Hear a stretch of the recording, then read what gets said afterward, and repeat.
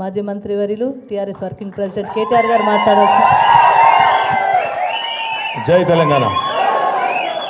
మీకు తెలుసు కదా, మెదక్ నా అత్తగారు ఊరు. రామాయంపేట మళ్ళీ ఆయన మెదకోలు ఫీల్ అయ్యారు. రామాయంపేట మా అత్తగారు ఊరు, పద్మక్కదేమో మా దగ్గర వాళ్ళ అమ్మగారు ఊరు. కాబట్టి అక్కడికి వెళ్ళి పిల్లని ఇక్కడికి ఇచ్చినాం, ఆడికి వెళ్ళి పిల్లని అటు తీసుకుపోయినాం.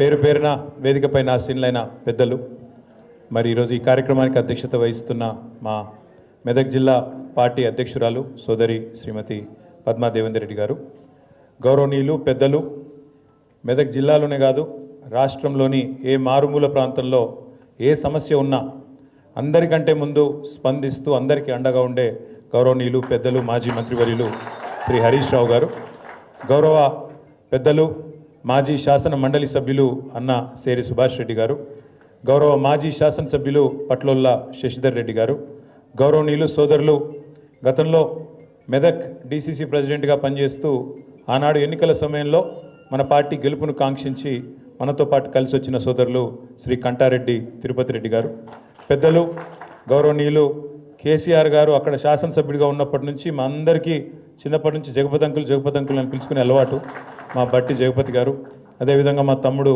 మల్లికార్జున్ గౌడ్ గారు, అన్న నాగర్ కర్నూల్ మాజీ శాసనసభ్యులు గౌరవనీయులు అన్న మరి జనార్దన్ రెడ్డి గారు, సోదరుడు జితేందర్ గౌడ్ గారు, సోములు గారు, మా తమ్ముడు ఎర్రోళ్ళ శ్రీనివాస్ గారు, ఇంకా వేదిక పైన ఉన్న అన్నలందరికీ పేరు పేరున, రావుల చంద్రశేఖర్ రెడ్డి అన్నగారు మన party general secretary head office in charge, అదేవిధంగా ఈరోజు మెదక్ నియోజకవర్గంలోని వివిధ ప్రాంతాల నుంచి తరలి వచ్చిన మా తమ్ముళ్ళు, అద్భుతంగా మాట్లాడిన జీవన్ కుమార్ గౌడ్ గారు, అదేవిధంగా నరేందర్ గారు, రంగారావు గారు, ఇంకా పేరు పేరున వారితో పాటు కలిసి వచ్చిన మీ అందరికీ హృదయపూర్వకంగా తిరిగి స్వాగతం సుస్వాగతం.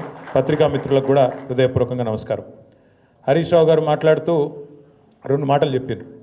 ఒకటి, సిద్దిపేట ఒకప్పుడు సిద్దిపేట అంటే పందులు గుర్తొచ్చేది, మెదక్ అంటే గాడిదలు గుర్తొచ్చేది, కానీ ఇప్పుడు సిద్దిపేటలో పందులు మాయమైనాయి అన్నారు. మెదక్లో కూడా గాడిదలు దాదాపు పోయినాయి, కొన్ని ఉన్నాయి ఇంకా. అవేందనే చెప్పగాని ఉన్నాయి కొన్ని, వాటి సంగతి మీరు చూసుకోండి. ఇక ఎక్కువ చెప్పగాని వాటి సంగతి ఇవాళ మీరు వచ్చుడుతోని తప్పకుండా ఇక అవి ఎన్నున్నాయో గన్ని లెక్క పెట్టుకోండి, సందర్భం వచ్చినప్పుడు చూసుకోండి. రెండేనా? అయితే హరీష్ రావు గారు ఇంకొక మాట కూడా చెప్పారు. రేవంత్ రెడ్డి గారు అదేదో 10% 15% కటింగ్ పెడతా, తల్లిదండ్రులను చూసుకోకపోతే అంటుండు, కోత పెడతా అంటుండు. మరి రేవంత్ రెడ్డికి ఏం కోత పెట్టాలన్నారు? రేవంత్ రెడ్డికి కోతలు సరిపోవు, కర్రు కాల్చి వాత పెట్టేటట్టు మీరు అందరూ ప్లాన్ చేసుకోవాలి. ఎందుకంటే ఇంతకంటే లేకి ముఖ్యమంత్రి, ఎందుకంటే మస్తు మందిని చూసినాం మనం కూడా. ఎన్టీ రామారావు గారిని చూసినాం, చంద్రబాబు నాయుడు గారిని చూసినాం, రాజశేఖర రెడ్డి గారిని చూసినాం, రోషయ్య గారిని చూసినాం, కేసీఆర్ గారిని చూసినాం. ముఖ్యమంత్రి అంటే ఈ మధ్యలో కిరణ్ కుమార్ రెడ్డి ఉండే కానీ లెక్కలో లేడు ఆయన, పెద్ద ఆయన ఆఖరి కిరణం కాబట్టి లెక్క పెడతలేము. ఇక ఇంతమందిని చూసినాక మంచోళ్ళను ఈయనను చూస్తే వీళ్ళు ఎట్లా అనిపిస్తుందంటే, ఇక నాకు ఎట్లా అనిపిస్తుంది కానీ ఊళ్ళో ఎవరి ముంగట నన్ను గొట్టం పెడితే చాలు, ఒక తిట్లు కాదు, తెలుగు భాషల గిన్ని తిట్లుంటాయని కూడా తెలియదు, గన్ని తిట్లు తిడుతుండ్రు. నిజంగా చెప్తున్నా, ఇంకొకడు ఎవడన్నా రేషమునోడైతే ఈ పాటికి ఒక బకెట్లో నీళ్ళు తోడుకొని ఆయన దుంకి చచ్చిపోతుండే. రేవంత్ రెడ్డి కాబట్టి నడిచిపోతుంది. సిగ్గు ఇజ్జతు మానం ఏం లేవు. అరే నోరా మోరే అది. ఎలక్షన్ల ముందు ఏం చెప్పిండే ఆయన? మీ ఉరుకుర్రి 2 లక్షల రుణం తెచ్చుకోండి, నేను చెప్తానే ఉన్నా, వస్తూనే ఉన్నా, 9వ తారీఖు సంతకం అన్నాడు. మళ్ళీ ఇప్పటి వరకు 50,000 కోట్ల రుణమాఫీ అని ఇప్పటిదాకా రైతుల ఖాతాల్లో 12-13 వేల కోట్లు కూడా దాటలు వేసింది. కానీ అయిపోయిందని చెప్పి ఇలా ఉదరగొట్టే ఉపన్యాసాలు. రైతు బంధు కేసీఆర్ బిచ్చమేసినట్టు 10,000 ఇస్తుండు, నేను 15,000 ఇస్తా, నేను నన్ను ఓటేయండి గుద్దుండ్రి అన్నాడు. కేసీఆర్ 2 పంటలకు ఇస్తుండే, నేను 3 పంటలకు ఇస్తా అన్నాడు. వేసిండా రైతు బంధు? వస్తుందా? ఇలా సిగ్గు లేకుండా 2 సార్లు ఎగ్గొట్టి మొన్న అది కూడా మళ్ళీ అరకొరగానే వేసి 15,000 అని చెప్పి 12,000 ఇచ్చి దానికోసం అట సంబరాలు చేసుకోండి, ఇక మొత్తం దేశమంతా ఉరికురికి సంబరాలు చేసుకోండి అని చెప్పి రైతు వేదికల కాడ సంబరాలు చేసుకోమని చెప్తా ఉన్నాడు. దాంతోపాటు ఎన్ని మాటలు, అత్తకు 4,000 ఇస్తా, అత్తకు 4,000, కోడలకు 2,500 వచ్చినాయి. అత్తకు 4,000, కోడలకు 2,500. ఇక సిగ్గు లేకుండా ఇంకా మాట్లాడతాడు రేవంత్ రెడ్డి. ఈసారి 100 గెలుస్తాడట, 100.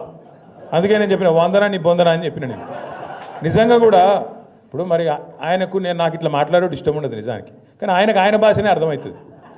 ఎవడన్నా ముఖ్యమంత్రి ప్రపంచంలో మొత్తం ప్రపంచంలో ఎక్కడన్నా ఏం చేస్తారు ఆయన కోసుక తింటారా అంటాడు ఎవడన్నా అంటాడా అసలు ఎవడన్నా బుద్ధున్నాడు ఎవడన్నా ముఖ్యమంత్రి ఢిల్లీకి పోతే నేను దొంగను చూసినట్టు చూస్తున్నారు చెప్పులు ఎత్తుకపోతాడేమో అని చెప్పి అపాయింట్మెంట్ ఇస్తలేరని చెప్పినోడు ఎవడు ఉన్నాడు ఇదివరకు అందుకే నేను అన్నా ఉత్తగానే అంటలేను ఉత్తగానే ఆయన తిట్టాలనే నోటి తీటతో అంటలేను ఎన్టీ రామారావుని చూసినాం చంద్రబాబు నాయుడిని చూసినాం రాజశేఖర రెడ్డిని చూసినాం రోషయ్య గారిని చూసినాం కేసీఆర్ గారిని చూసినాం ఇవాళ ఈయన చూస్తాను చూసినాక ఏమనిపిస్తుంది మరి గిసొంటి మాటలు మాట్లాడేటోడు తెల్లారి లేస్తే పనికిమాలిన మాటలు అది ఇప్పుతే నోరు ఇప్పుతే పాపం ఇవాళకెళ్ళి డ్రైనేజ్ కంపు తప్ప ఇంకోటి రాదు గబ్బు మాటలు గబ్బు వ్యవహారాలు కేసీఆర్ గారు లాంటి నాయకుడిని పట్టుకొని ఆయన మీద ఇష్టం ఉన్నట్టు మాట్లాడొచ్చునా తెలంగాణ తెచ్చిన వ్యక్తి ఇవాళను కూడా కూర్చున్నావు అంటేనే ఆ కుర్చీలో కూర్చునే భాగ్యం నీకు వచ్చిందంటేనే దానికి కారణం కేసీఆర్ అన్న ఆయన అని నేను గుర్తు చేస్తా ఉన్నా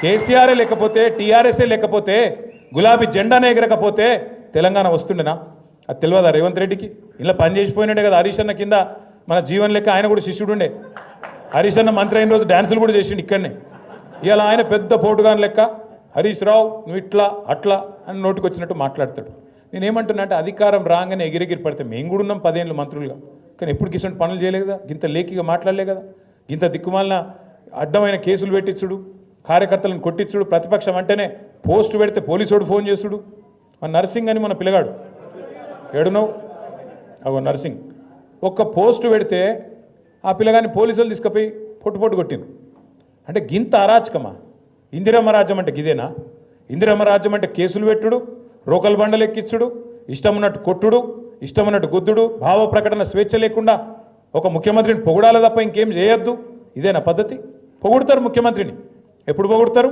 నువ్వు ఇచ్చిన హామీలు నెరవేరిస్తే నువ్వు తెలంగాణ మీద కక్ష చూపెట్టకుండా తెలంగాణను ప్రతిరోజు అవమానించకుండా కేసీఆర్ గారి కంటే తెలంగాణకు నువ్వు ఎక్కువ చేస్తే తప్పకుండా నీకు కూడా 4 మంచి మాటలు చెప్తారు లేకపోతే బరాబర్ మాట్లాడతాం తెలంగాణ సమాజంలోనే తెలంగాణ రక్తంలోనే తిరుగుబాటు తత్వం ఉంటుంది ఇలా 3.5 సంవత్సరాలు ముంగట పెట్టుకొని అధికార పార్టీని చీగొట్టి మళ్ళీ తిరిగి ప్రతిపక్ష పార్టీలకు రావడం అంటే మామూలు మాటలు కాదు అందుకే తమ్ముడు జీవన్ని కానీ అదేవిధంగా నరేందర్ గారిని కానీ రంగారావు గారిని కానీ ఇంకా మిగతా మిత్రులందరినీ కూడా హృదయపూర్వకంగా మీకు స్వాగతం చెప్తూ మరి మీకు అండగా ఇటు పద్మ గారు అటు సుభాష్ రెడ్డి గారు శశిధర్ రెడ్డి గారు తిరుపతి రెడ్డి గారు అందరికీ మించి హరీష్ రావు గారు మీకు అండగా ఎప్పటికీ ఉంటారు కాబట్టి నాకైతే ఏ అనుమానం లేదు పూర్వ మెదక్ జిల్లాలో 10 నియోజకవర్గాలతో పాటు పార్లమెంటుతో పాటు రేపు 3 జిల్లా పరిషత్తులు కూడా ఖచ్చితంగా మీరు గెలుస్తారన్న విశ్వాసం నాకు కూడా ఉంది కేసీఆర్ గారు కూడా బలంగా ఉంది మీకు అన్ని రకాలుగా అండగా ఉంటూ ఎప్పటికప్పుడు హరీష్ రావు గారి నాయకత్వంలో బ్రహ్మాండంగా మళ్ళీ తిరిగి జిల్లాలో మన ప్రభుత్వం ఏర్పడే విధంగా కేసీఆర్ గారు తిరిగి ముఖ్యమంత్రిగా పట్టపగ్గాలు చేపట్టే విధంగా మనందరం కూడా నిరంతరం కష్టపడదామని చెప్పి మీకు మళ్ళొక్కసారి హృదయపూర్వకంగా విజ్ఞప్తి చేసుకుంటూ పేరు పేరున ఈరోజు ఇంత పెద్ద ఎత్తున భవన్కి వచ్చిన మీ అందరికీ కూడా హృదయపూర్వకంగా నమస్కారాలు జై తెలంగాణ ఇప్పుడు గౌరవ కేటీఆర్ గారి చేతుల మీదుగా పార్టీలోకి ఆహ్వానిస్తూ కండువా కప్పాల్సిందిగా కోరుకుంటూ